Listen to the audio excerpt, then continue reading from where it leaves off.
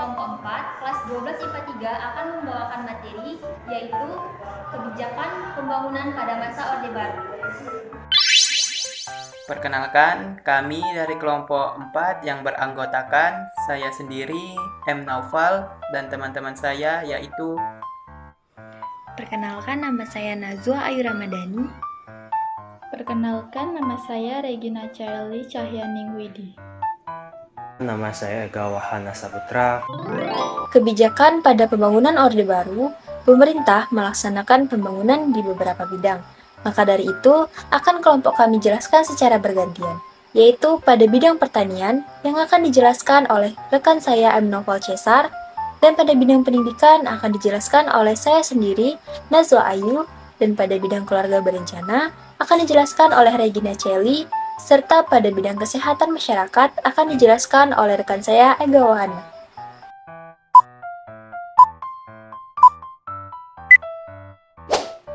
Ketika kondisi politik bangsa Indonesia mulai stabil atau mulai membaik, pemerintah merencanakan pembangunan untuk mencapai tujuan nasional yang tercantum di Undang-Undang Dasar 45 pada alinea keempat. Nah, upaya untuk mewujudkan tujuan ini, pemerintah melaksanakan pembangunan di berbagai bidang yang pelaksanaannya berpedoman pada trilogi pembangunan, yaitu yang berisi, yang pertama, pemerataan pembangunan yang hasilnya menuju pada terciptanya keadilan sosial bagi seluruh rakyat Indonesia. Yang kedua, itu adalah pertumbuhan ekonomi yang cukup tinggi. Dan yang ketiga, stabilitas nasional yang sehat dan dinamis. Program Pembangunan Nasional Pemerintah Orde Baru diatur dalam Garis-Garis Besar Haluan Negara atau disingkat GBHN. Dalam GBHN, perencanaan pembangunan nasional yang dilaksanakan pemerintah Orde Baru dijabarkan dalam Rencana Pembangunan 5 Tahun atau Repelita. Pelaksanaan Repelita ada 2 tahap, yaitu pembangunan 5 tahun atau Pelita dan pembangunan jangka panjang selama 25 tahun. Pembangunan masa Orde Baru di bidang pertanian. Pertanian merupakan pembangunan yang diutamakan pada Pelita 1 yang merupakan landasan awal pembangunan pemerintahan pada masa Orde Baru. Mengapa diutamakan? Karena pembangunan ini bertujuan untuk meningkatkan taraf hidup rakyat melalui sektor pertanian dan mengejar keterbelakangan ekonomi melalui proses pembaharuan sektor pertanian. Pemerintah Orde Baru mengupayakan agar hasil pertanian mendapatkan hasil yang signifikan. Dengan itu, pemerintah Orde Baru menerapkan konsep yang diberi nama dengan Revolusi Hijau. Apa sih revolusi hijau itu? Revolusi hijau adalah reformasi global dalam sistem pertanian yang berlangsung pada periode 1950 sampai dengan 1960. Tujuan dari revolusi hijau ini adalah meningkatkan produktivitas pangan dengan mengubah sistem pertanian tradisional menjadi pertanian yang modern. Revolusi hijau ini diterapkan dengan beberapa kebijakan, yaitu kebijakan ekstensifikasi, kebijakan intensifikasi, kebijakan mekanisasi, dan kebijakan diversifikasi. Yuk kita bahas satu-satu. Yang pertama ada kebijakan ekstensifikasi. Ekstensifikasi merupakan perluasan area pertanian ke daerah yang belum digunakan. Pada masa Orde Baru, kebijakan ekstensifikasi pertanian ini dilakukan dengan membentuk program bimbingan massal atau BIMAS. Melalui BIMAS, pelaksanaan ekstensifikasi dilakukan dengan perluasan lahan pertanian sehingga menghasilkan produk yang melimpah. Yang kedua, ada kebijakan intensifikasi. Intensifikasi merupakan usaha pembudidayaan tanaman untuk meningkatkan hasil pertanian. Program pengembangan intensifikasi diterapkan melalui program Panca Usaha Tani dan program Sabta Usaha Tani. Yang ketiga, ada kebijakan mekanisasi. Mekanisasi merupakan penggunaan tenaga mesin untuk menggantikan tenaga manusia dan hewan. Pada masa Orde Baru, bentuk penerapan mekanisasi adalah dengan merancang traktorisasi. Dalam penerapan traktorisasi, pemerintah memberikan hibah traktor kepada kelompok tani. Selain dalam proses produksi, kebijakan mekanisasi berpengaruh pada proses panen. Yang keempat, ada kebijakan diversifikasi. Diversifikasi merupakan penganekaragaman usaha untuk menghindari ketergantungan pada suatu kegiatan tunggal.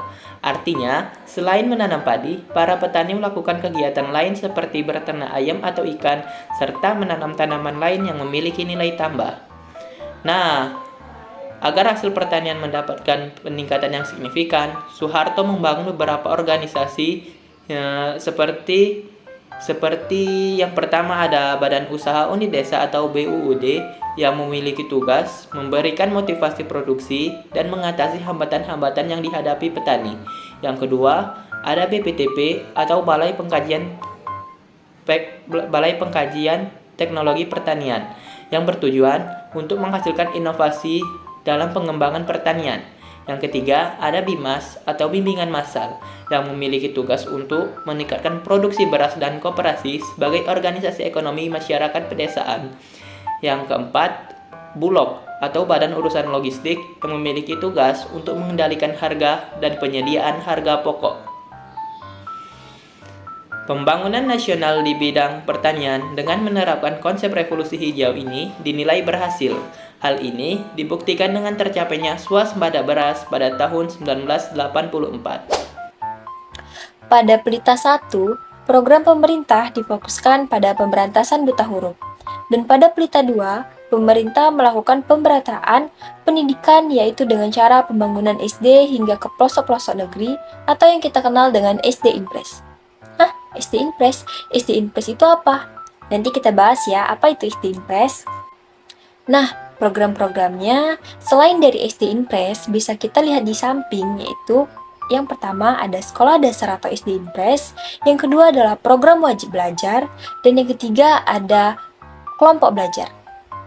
Tujuannya dilakukan program-program yang saya sebutkan tadi, yaitu untuk memperluas kesempatan belajar, terutama di pedesaan dan perkotaan yang penduduknya berpenghasilan rendah.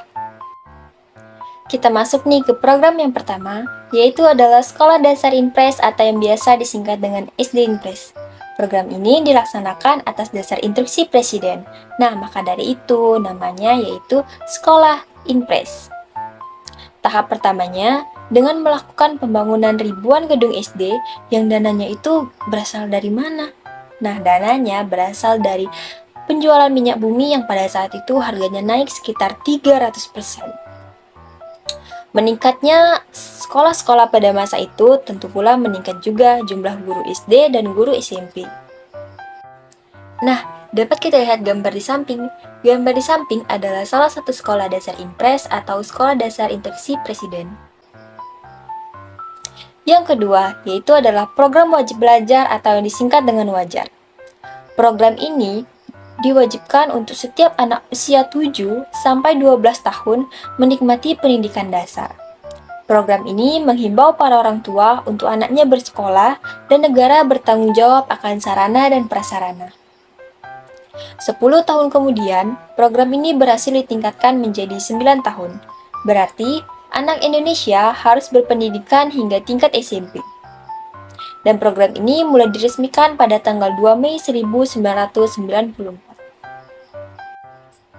Kita masuk ke program yang ketiga, yaitu adalah program kelompok belajar, atau yang disingkat dengan kejar. Karena banyaknya penduduk buta huruf, pemerintah merencanakan program penuntasan buta huruf, yaitu kelompok belajar yang pembimbingnya adalah masyarakat yang berpendidikan minimal sekolah dasar, atau pembimbingnya yaitu bisa membaca, bisa menulis, bisa menghitung. Nah, program ini berhasil terlihat dari angka statistik penduduk buta huruf yang terus menurun hingga pada tahun 1990 terus menurun menyusut menjadi 15,9%. Dapat pula kita lihat gambar di samping. Gambar di samping itu adalah contoh program kelompok belajar untuk memberantas buta huruf. Pengendalian penduduk dimaksudkan untuk meningkatkan kualitas rakyat Indonesia dan peningkatan kesejahteraannya.